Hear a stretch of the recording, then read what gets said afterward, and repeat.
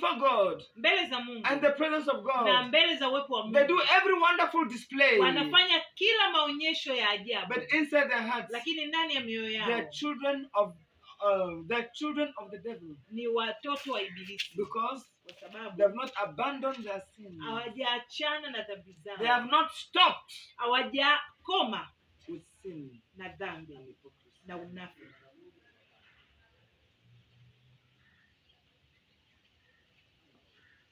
Oh, the judgment of God. Oh, hukumu ya Mungu. The judgment of God. Hukumu ya Mungu. The judgment of God Hukumu ya Mungu will come against all people itakuja dhidi ya watu wote that proclaim one thing in the mouth, ambao wanatangaza kitu kimoja na kinywa, but they are dark in the heart. lakini wanagiza mioyoni. Oh, the judgment of God. Oh, hukumu ya Mungu. I pray.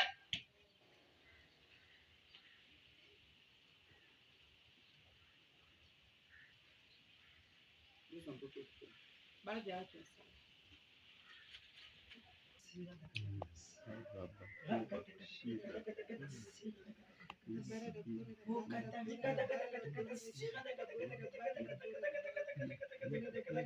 kipindi ambacho lazima ikome. No. Ije kwenye ukomo. No. Hapana, It cannot continue forever. haiwezi kuendelea milele. Haters of God. Wanaomchukia Mungu. Haters of God. Wanaomchukia Mungu. Real haters of God. Wanaomchukia Mungu kweli kweli.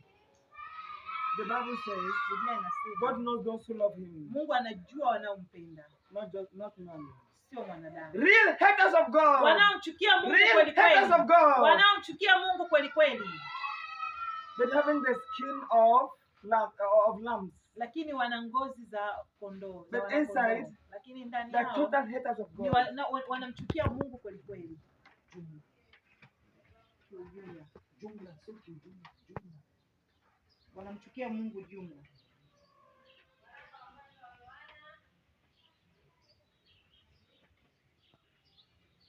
They're not ready to stop. Hawako tayari kuacha. Because that is their mission. Kwa sababu hiyo ndo kazi yao. They're not ready to stop. Hawako tayari kuacha. Double life. Maisha ya kiibilisi. No, double life. Maisha mawili. You go in the guest and sleep with a man. Unaenda guest, nyumba ya wageni, unalala na mwanaume. But you still come and in church to pray. Lakini bado utakuja kanisani kuomba. And speak it. Na kunena kwa lugha.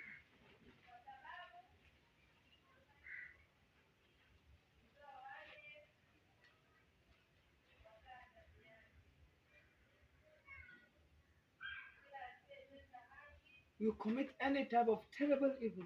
Utafanya kila aina ya uovu wa ajabu. That is known to you. Ambao unajulikana kwako. Lakini hauko tayari kuacha. The problem is not with your sin. Tatizo sio na dhambi zako. The problem is with you. Tatizo ni wewe. Not stopping. Kutokukoma. After several warnings from God. Baada ya kuwa na maonyo mengi kutoka kwa Mungu. One thing that I thank God. Kitu kimoja ambacho namshukuru Mungu. I'm not frightened by spiritual services. Sitishiwi na huduma za kiroho.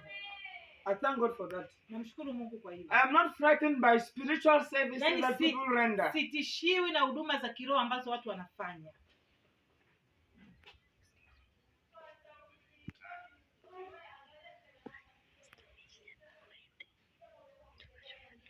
I'm not frightened by spiritual activities that people render. Sitishiwi na huduma za kiroho ambazo watu wanatenda. Because God is not either. Kwa sababu Mungu hayupo pia.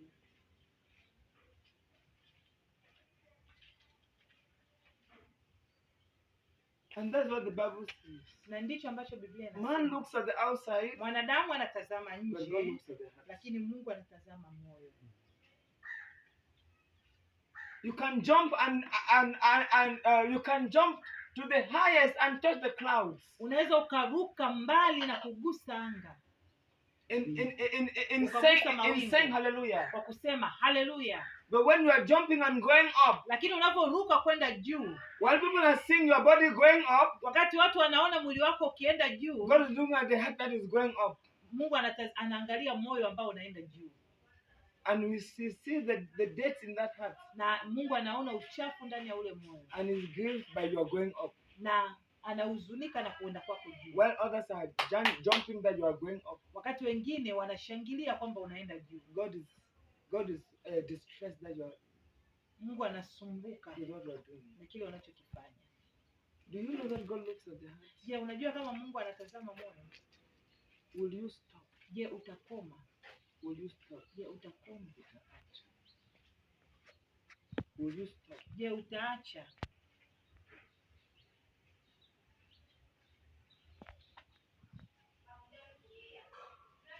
Will you stop? Je, utaacha?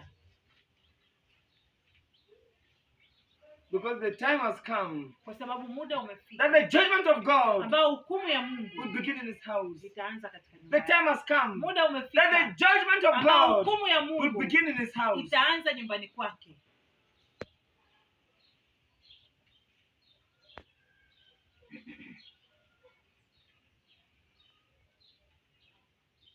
Even Judas Iscariot, Hata Yuda Iskarioti, after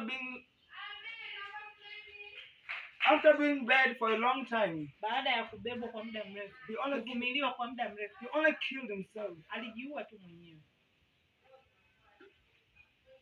for betraying innocent blood. kwa kuisaliti damu isiyo na hatia.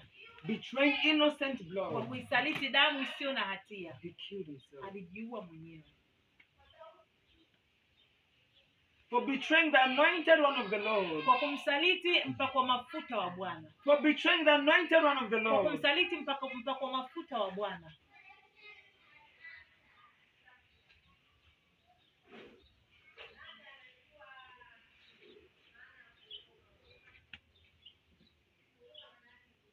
People did not know him, Watu hawakumjua, but Jesus knew him. lakini Yesu alimjua. People were impressed by his external services, Watu walikuwa wanavutiwa na huduma zake za nje among the disciples, kati ya wanafunzi, but Jesus was not, lakini Yesu hakuwa, because Jesus knew him. kwa sababu Yesu alimjua.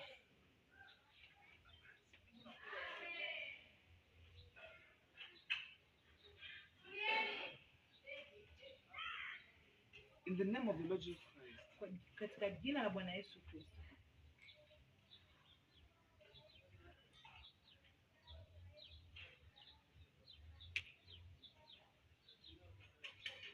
I urge you to change. na kusihi kubadilika. In the name of the Lord Jesus Christ, Katika jina la Bwana Yesu I urge Kristo, you to change. na kusihi kubadilika.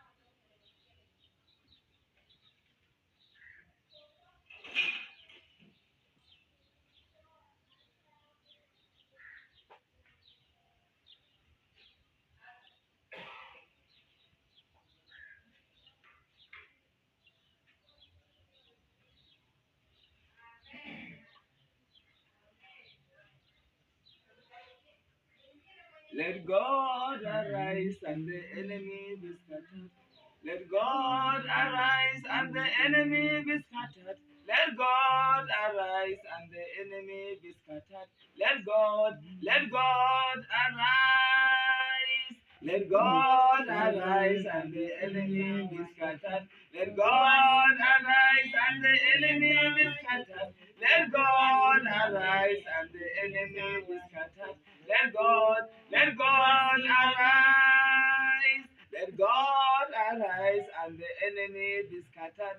Let God arise and the enemy be scattered. Let God arise and the enemy be scattered. Let God arise. Let God arise. Let God arise and the enemy be scattered. Let God arise and the enemy be scattered. Let God arise and the enemy be scattered. Let God arise. Let God arise and the church grow in number. Let God God arise and the church grow in number. Let God arise and the church grow in number. Let God arise. Let God arise. Let God arise and the church grow in number. Let God arise and the church grow in number. Let God arise and the church grow in number. Let God arise. Let God arise. Watu wawili huku, watu wawili huku, kwamba hawatoelewa. And often messages are preached. Ujumbe za wazi zinahubiriwa. Often mara nyingi messages are preached. Ujumbe zinahubiriwa. And people decide to understand their own way. Na watu wanaamua kuelewa vya kwao. The way they want. Jinsi wanavyotaka. They want to take it the way they want to contextualize it to please them. Wanataka kuchukua ule ujumbe kwa jinsi ambayo itawapendeza. Those people are already condemned. Hao watu tayari wameshahukumiwa. They are opposers to the word. Ni wapinga neno. They are opposers to the truth. Ni wapinga ukweli. Opposers to the leader. Wanaompinga kiongozi. And opposers to God. Na wanaompinga Mungu. A message is given out. Ujumbe unatolewa. You decide to understand it on your own way. Unaamua kuelewa kwa njia yako.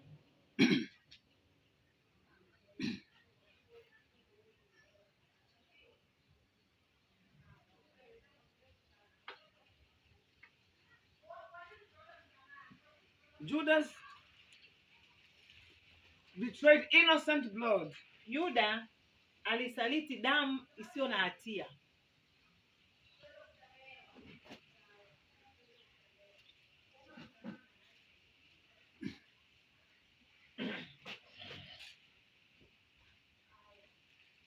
But he was among the strongest and very active disciples. Lakini alikuwa kati ya wanafunzi wenye nguvu na watenda kazi. Very active. Watenda kazi kweli Judas kweli. was really active. Yuda alikuwa mtenda kazi kweli kweli. The strength of Judas was his physical activities that were obvious. Nguvu za Yuda zilikuwa ni nguvu zake za kimwili ambazo zilikuwa wazi. That was his strength. That was his strength. Hizo ndio zilikuwa nguvu zake. That was the anchor for his own positioning. Hiyo ndio ilikuwa nanga ya nafasi yake. He did a lot of things that were obvious to people that he's really working. Alifanya vitu vingi ambavyo vilikuwa dhahiri kwa watu.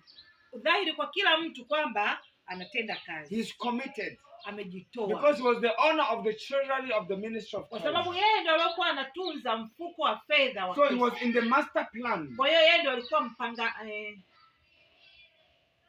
anayepanga vitu wa mbele, yani mkuu wa kupanga mambo. Please don't sleep. Usilale.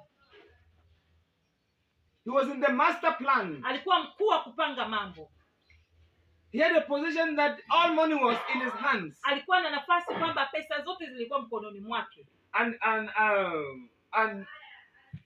experience has proved that when people are in charge of money, na uzoefu umedhihirisha kwamba watu wanapokuwa katika kuongoza masuala ya fedha au kusimamia fedha, some kind of overconfidence enters them. Aina fulani ya kujiamini kuliko pitiliza kuna waingia. So sometimes they become outwardly arrogant even to the leader. Wakati mwingine wanakuwa wajeuri hata kwa kiongozi. Outwardly.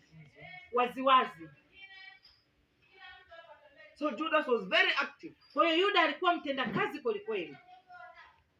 He had things that people saw and said that he's really a committed disciple. Alikuwa na vitu ambavyo watu waliona na wakasema kweli ni mwanafunzi aliyejitoa. But only Jesus knew. Lakini Yesu tu alijua. But Jesus did not see the need to comment. Lakini Yesu hakuona hitaji la kuongea kitu. And Judas did not see the need to stop. Na Yuda hakuona haja ya kuacha.